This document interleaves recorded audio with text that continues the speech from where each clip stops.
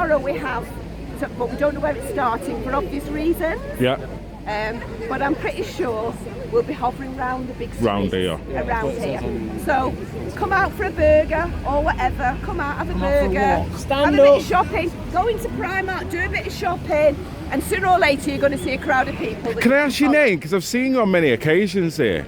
And it's not for anything other than I do a YouTube, so people will ultimately say, oh yeah, just what you go by, whatever. Well, I'm Margret. Okay. Right. What we'll say is I'm Margret, 63-year-old grandma. Yeah. I'm on Facebook. Right. So I link it to a lot of the sites there. But ultimately, what I'd say is I'm a free spirit when it comes to this. Brilliant. Because by being an individual, that empowers me. You can tell me to wear pink socks. It'll make sense to me. I'm not going to put pink socks on. So I do my truth.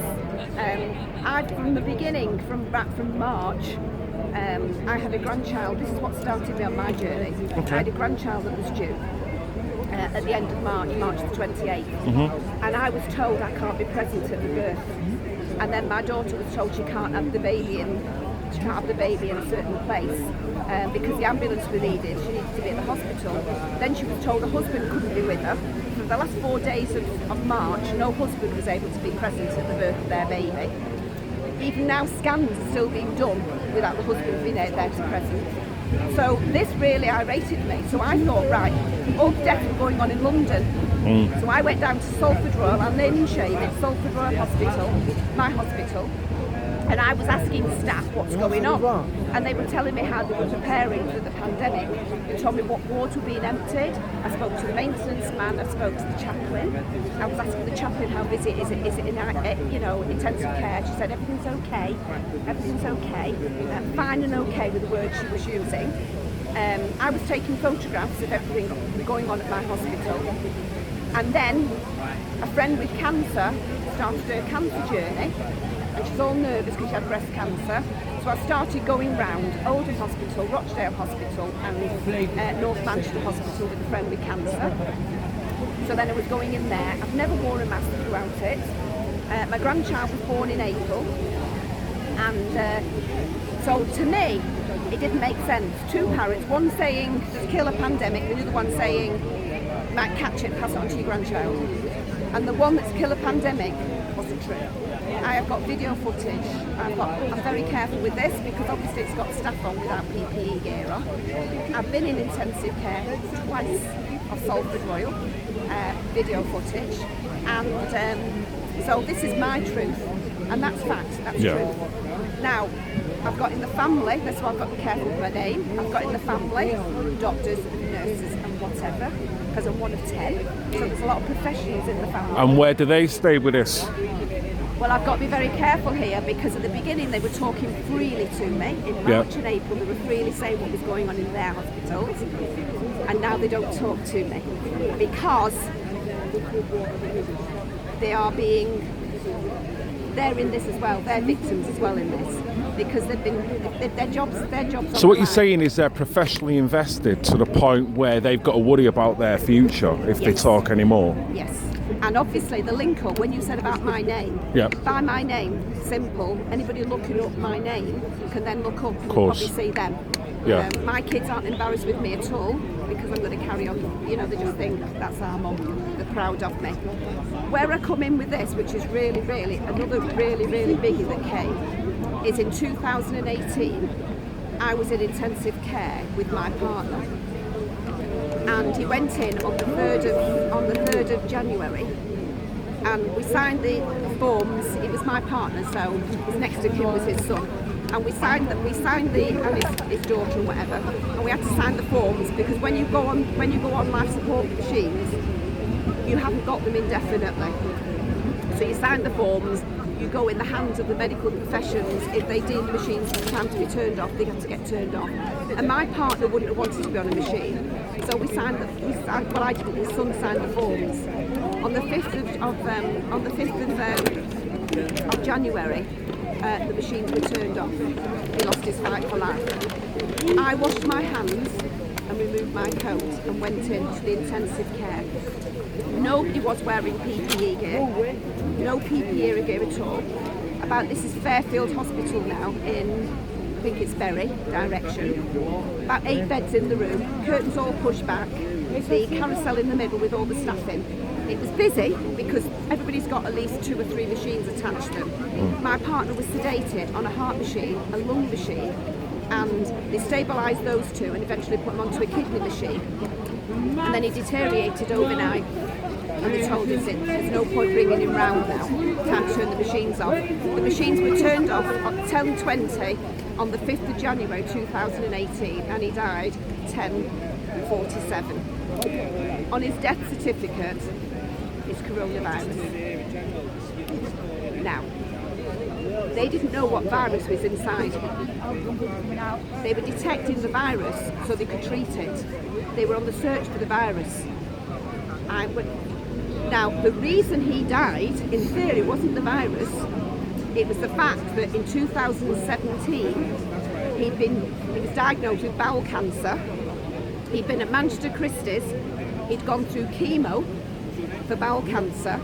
He rang the bell on the October. He finished his treatment. He went back in November and they said, you're all clear now. You're no longer a patient of ours. You've got the all clear. And then he caught a cold, which is the coronavirus. He caught a cold. Bloody he struggled with his breathing. On the 3rd of January, he went in 2018. And because he didn't locate what the virus was, the machines had done too much damage and there wasn't any point of bringing him round. I was asking daft questions like how long you're on the machines for, all these daft questions and what happens. They were explaining it all to me. Other people had visitors. And we just sat there, I held his hand, stroked his face, I sang songs to him. And he died of a contagious disease. And that was 2018. So now we come to 2020, and I'm looking at this, my grandchild's due, and I'm looking at this, hearing about this contagious disease, because it's called COVID-19, isn't it? Sure. COVID-19 or whatever. That changed to coronavirus at the end of April. And I'll tell you why. Because the doctors and nurses inside the hospitals were realising that ventilators, because this is my inside information, the ventilators were doing more harm than good. They presumed everybody had this unknown COVID. They were shoving on ventilators. That's what Italy did. That's what we were told to do.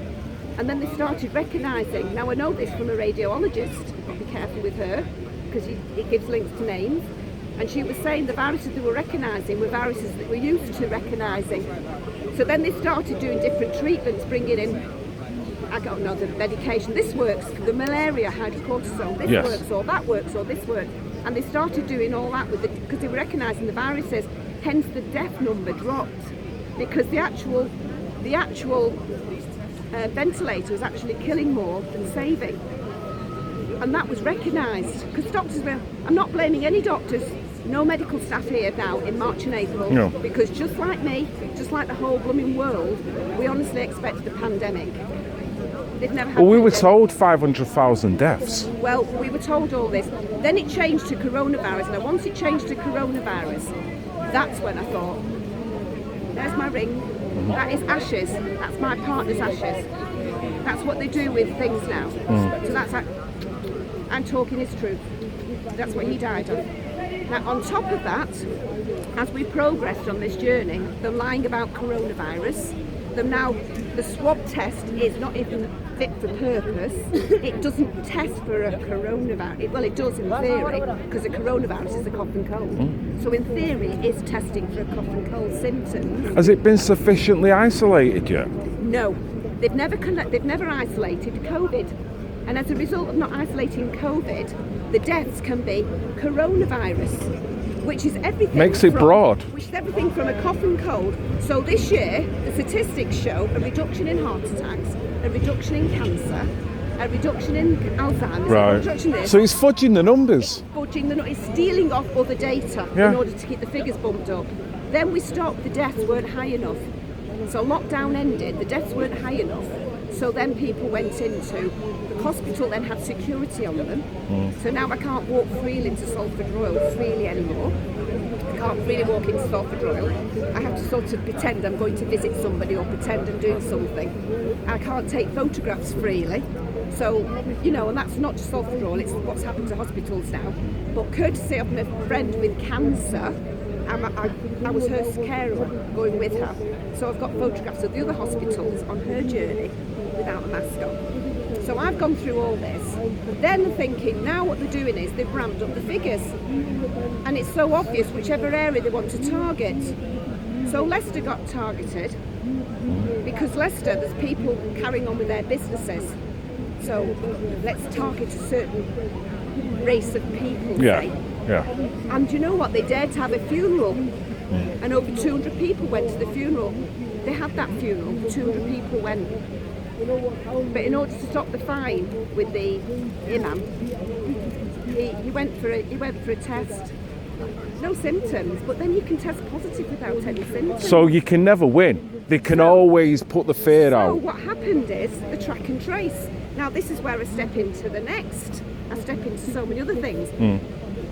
I know 2 people in the job. You've got to be careful here. Hold the point. You seem very knowledgeable on the situation. I was basically asked out on a date as a single person on a dating site. Asked out on a date. Ian from Manchester lives in a 10th floor block of flats. He wanted to take me for a meal to Wetherspoons in Bolton. Free meal, free drinks. I just had to be his companion because when we go into Wetherspoons in Bolton, we were to observe people in their bubbles, we were to chat to people to find out when they'd signed in. I was to go to the ladies' toilets and check that the hand sanitisers and all the usual things that check. I was to check all that out. He was filling in a form. That's his new job. His job used to be a secret shopper. It's now a secret COVID compliance tester. Wow. So I said to him, Ian from Manchester, you know my name's Margret. You know my mobile number. I can't have anything to do with you. And he said, oh, I said, I can't. I said, I'm going to hospitals on a regular basis, every single week with a friend with cancer. I said, I can't catch this virus and put my support for my friend with cancer at risk. And also, I'm not going to help you close that Wetherspoons in Bolton down. Those people lose their jobs, the cleaners, the bar staff, the cooks, they all lose their jobs. So that rang alarm bells to me because you never know who's going to be an Ian from Manchester and where they're going to go next. Yeah. Then somebody close got a job, and this is where I've got to be really careful, a job for the government, for the Office of National Statistics. And this job is going into people's houses, swabbing them for 6 consecutive weeks. They don't do the swab. They say it was your house. They bring the kits. They're all covered in protective gear. They give the kit to you. You swab yourself. They take that information back. They ask you all your contact details. You give them all your contact details, and then they return them off to a track and trace. You then, the following week, they'll be back at your house doing the same again, all your contact details for another week. They do that for 6 weeks. After 6 weeks, it's once a month for 10 months. It's a year's contract for the Office of National Statistics. It's swabbing you once a week for 6 weeks. Even if you're positive, it doesn't matter. Once a week for 6 weeks, because we're checking to see how the virus, when you get it, how long it lasts in your system, and so on. So they're doing that for 6 weeks and then once a month. Now you're wondering why now they get paid for all your contacts that are passed on to track and trace. And that's their job, and it's lucrative, and it's a very nice job. And I wasn't going to tell this person, don't have it, because it's a fantastic job to have. Yeah, it's a good job to have. No, but you can see how these jobs are working away against people. There will be the months up. Yeah. Meanwhile, you won't tell anybody that you're doing it. Yeah. Because you're going to say, if you knew my surname, that you met me, and then I'm being track and trace because of you.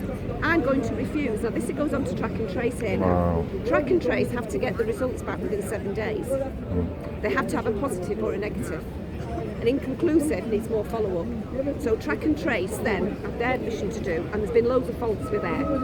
So there's been loads of people who've had a positive put down, rather than a negative, Sure. because they've refused to have it or they've not. But that works in people getting letters saying, I've tested positive, I've never whatever. Now, when you get a phone call from Track and Trace, they will tell you, we've got your details, you've been in contact with somebody. If you say to them, who? That's confidentiality. So you'll never know it's me. Nobody will know it's you. True. You don't know. So you can't check it out. And then you say, I'm not going. Well, then your name's on the system. You've not gone, so it's going to end up as positive. So I can't tell you how much of that is happening. Now, to me, that was common sense, that is going to inflate the figures. And then they're moving in. We need to get hold of this, folks. We need to find out where the virus is, and we need to stop it before the spread. Now, you know about the R rate, don't you? Well, here I will tell you. I'm a maths teacher. Not working now, but that's my profession, maths. So I suddenly hear about this R rate. This one person spreads it to 3. Well, how do they know that? Well, one person spreads it to 1, and those 3 or whatever. How do they know this? How do they produce a graph like this? So we've got 67 million people living in the UK, 40-odd thousand deaths. How do they track? How do they know? So unless they can put the death figures in some sort of order, stealing a few deaths here and there, like they started off. But how can they put the track and trace? How can they put the swab test in order? Unless they trace 67 million people, all have a swab test today, and then a week later, it'd have to be so regular. Swab test again, and we do that for a month because just like chickenpox, measles, whatever, by the time we have our spots, because you'd have to be able to isolate the point you got it. So it couldn't have too much of a gap in between testing, otherwise you're never going to know. I'm not going to show my symptoms, maybe, till next week. So unless you check somebody every single week, but not just somebody, 67 million all at once.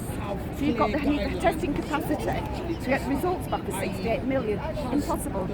And then you've got people like Nigel Farage who constantly tells you there's another boat coming across with another thousands of people, whatever. Well, they're just disappearing into the community. And there's aeroplanes going off and coming back in, visiting our country. And it's the 67 million people in the country at once. So that R rate is completely to bunkum.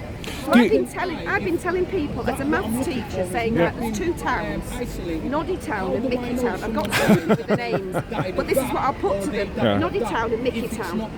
Noddy Town's got 100 residents. Mickey Town's got 100 residents. Noddy Town is very proactive. Get all the swab kits in, and all 100 people are all swabbed. 60 of them are positive, 60%. So potentially they've got an R rate of 3. Yeah? Mickey Town doesn't give a, excuse the language, SHIT. Hey, couldn't care less. Free. Open your businesses, do what you want, folks. Doesn't test anyone. Mickey Town has got nobody positive. Which town would you live in, Noddy Town or Mickey Town? And I tell people, and I go, I can see them going. So I said, well, let me make it easier for you. Noddy Town's in lockdown. All the businesses are closed.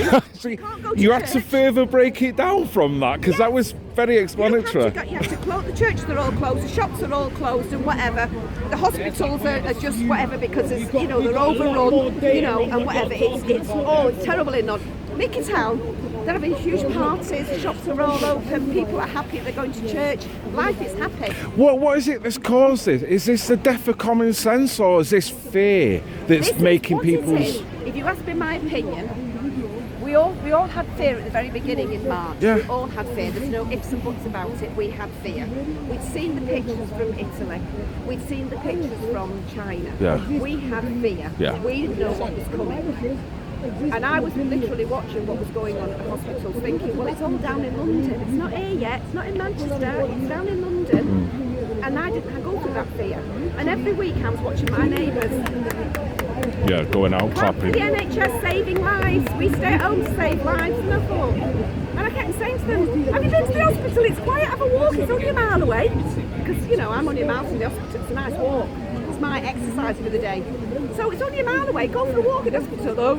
one point, my wife's working really hard. I said, what department is she in? Because I thought next time I go, I'll ask about that department. And he said, they're building morgues. So next time I visit, what do you think I did? I went down to the hospital and I say, like, do you know where the morgue is, please? Can you tell me where the morgue is? Because I wanted a picture of the morgue. I wanted something in the album to show because I wanted to see what they were doing. Yeah. I never got to the morgue. Never managed. I managed to see other things, but not the morgue. And at one stage, I had my family all turning on me because they were fearing for their jobs because I've got a big mouth. And I'm thinking, look, as far as I'm concerned, you're covering up mass murder. You're covering up mass murder. You're covering it. I can't, for the sake of my heart, and for the sake of God, I know it sounds ridiculous, whatever, I cannot allow people to die, and I don't care about your job, it's irrelevant. To me, it's irrelevant in the big scheme of things, and really, you should be speaking out. But then I knew why they weren't speaking out, because they've got so much invested in that job. And also, it's a little bit like, I don't mean to sound awful, but it's a little bit like they work at the hospital, and they're told that they're busy in the intensive care. So they're just making the sandwiches or doing the tea or mopping the floor, but they're busy in intensive care. It's only the intensive care ones that know how busy they are. Yeah, true. So the thing, I mean, I had courtesy of hospital because I had chest pains about a month ago and I went into A&E. There was 3 staff to every one of us.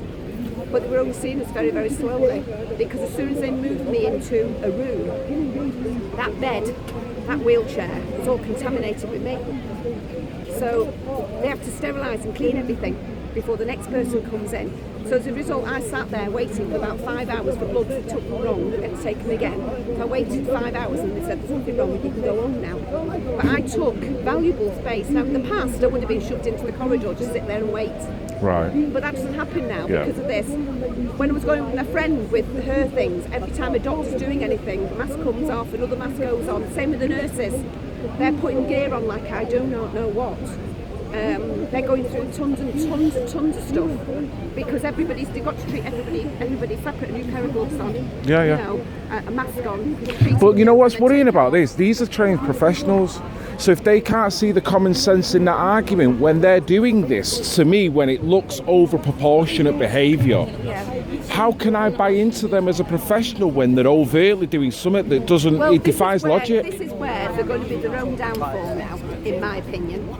Because what's happened, a higher agenda, a higher plan for all the world that's affecting every single country, the higher plan is slowly sort of unfolding and their jobs are at risk. The police's jobs are at risk. Is the police that's working across now to me? Okay, well that's different then. That's all I was trying to gauge. You know what's crazy about this is that if they are going to come over to disperse anyone, Saying in different ways. Because obviously it's quite today, it's going to be busy tomorrow. but look, everyone's sat about. So even if It's a bit harder in theory when they allow us to breathe a little bit, shop. We've got a few more of our rights. yes, Just till the 28th, and then we're back into tier 3. So then it becomes a bit more awkward for me to be doing this. But I'm going to still do it. it shouldn't be though, should it? Because like we've just spoke about, the risk of you doing that is no more negligent than anything else that we know of at this moment in time. But yet, apparently, you're going to be a contaminant that is then going to increase the figures. It doesn't align with the brain. But the basic thing now, when you talk about common sense, I'm called Margret. Margret puts her mask on to protect Dave. Dave washes his hands to protect Fred. And we all keep our distance to protect everybody. Where does it say Margret puts her mask on to protect Margret? Margret washes her hands to protect Margret, and Margret keeps her distance. No, they play, this is what they've done, they play an emotional game on us. They play the game on, we are killers. We are killers. Yeah. This is a mind game. Yeah. We are killers, and by not wearing a mask, I'm going to kill everybody here. And I've never worn a mask.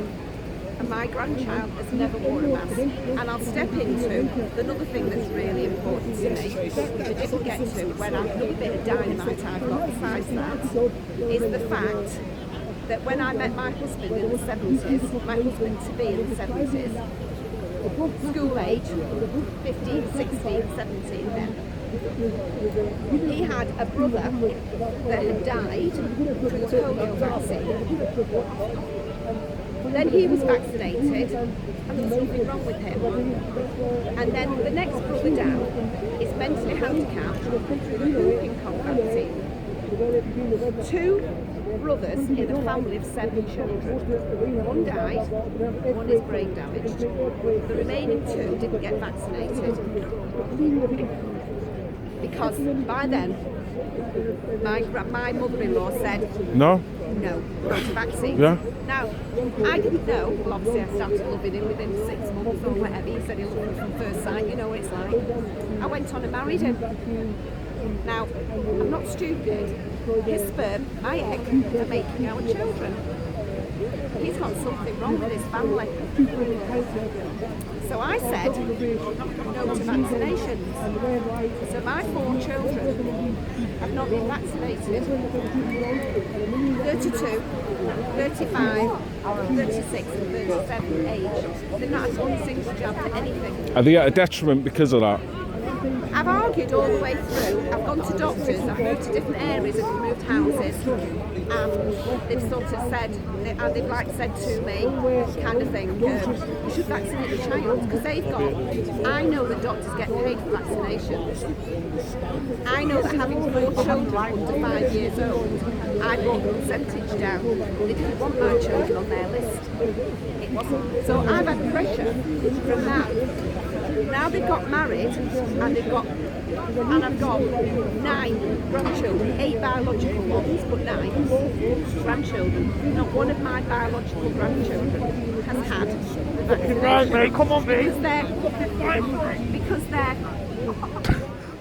Because they've got an uncle, my kids have got an uncle that's dead and an uncle that's brain damaged.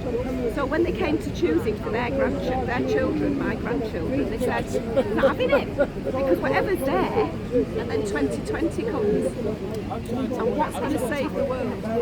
The vaccination, apparently. Vaccines take 10 years at least to develop. Yeah.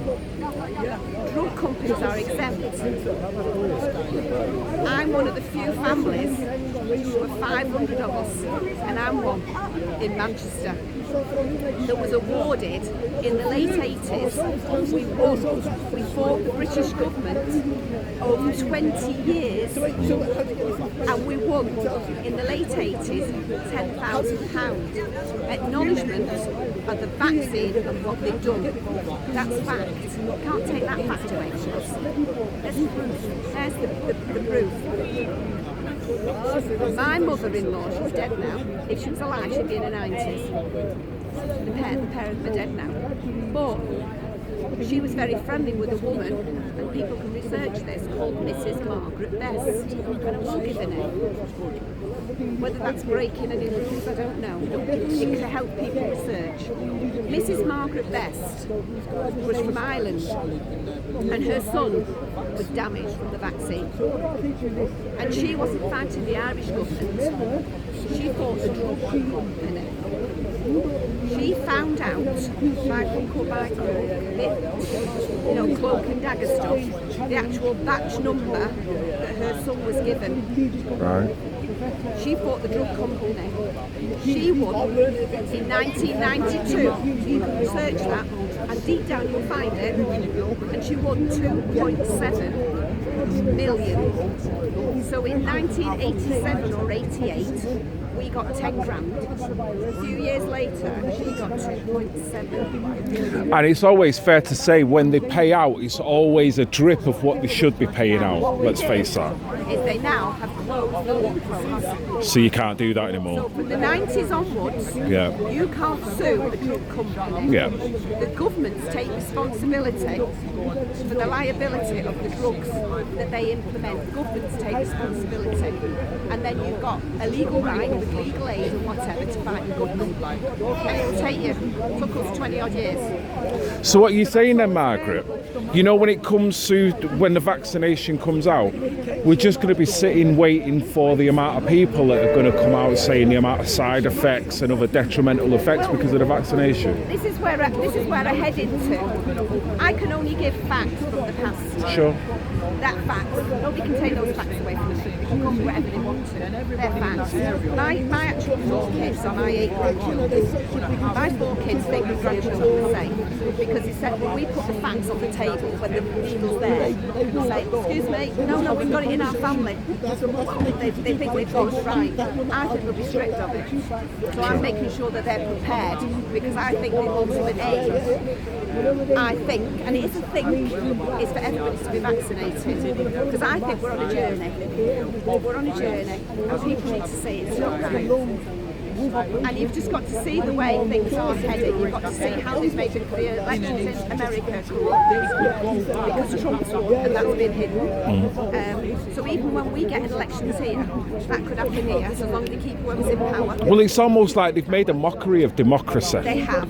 To the point now where when you look at certain organisations that are propagating China's rhetoric and bearing in mind they celebrate China for the way that China got out of this so-called pandemic, bearing in mind it come from their country, but then because of their lack of democracy and the way they've been able to lock down, they've been celebrated for that. So it then scratches to where it seems like our democracy is on the decrease. China's model is seen to be the model that the oligarchs suit. I watched a video on television. I don't even know what it was, RT or whatever it was, and it was a guy in China, and basically he had a smartphone, and he had to type into his smartphone what his temperature was, and then he was allowed to go out within 3-mile radius of where he lived, and he was going for a haircut, he was going for food, and when he was going for a haircut, everything was being paid on his phone, everything's cashless, everything's cash, but there's also at the corner streets there was like the check stations, so he had to produce his phone to say yeah he's 2.7 so he's okay, still within his 3 miles. He went for his haircut, this is months ago now, his haircut had a little code on the door, you know, these square panel things, and he put his phone up and it beeped, and the door opened, because we could go in. The hairdresser didn't need to have the gear on, the PPE gear or anything like that, because he knew that person was safe, because they were allowed out because they put the temperature in. You're going to have that rapport on his phone, it beeped, twice his phone beeped, more or less sort of saying, and he was there reading it out saying, because it was all like, he was saying like, oh, Mrs. Smith's on Oldham Street, turning the corner of Junction Street, you know, and it was beeping up. Mr. Brown's on Benson Street going on, and they were letting him know within half a mile radius that there were 2 people potentially contaminated. What? Yeah, they were coming on his phone, so he could protect himself basically. Push it in. Push it in.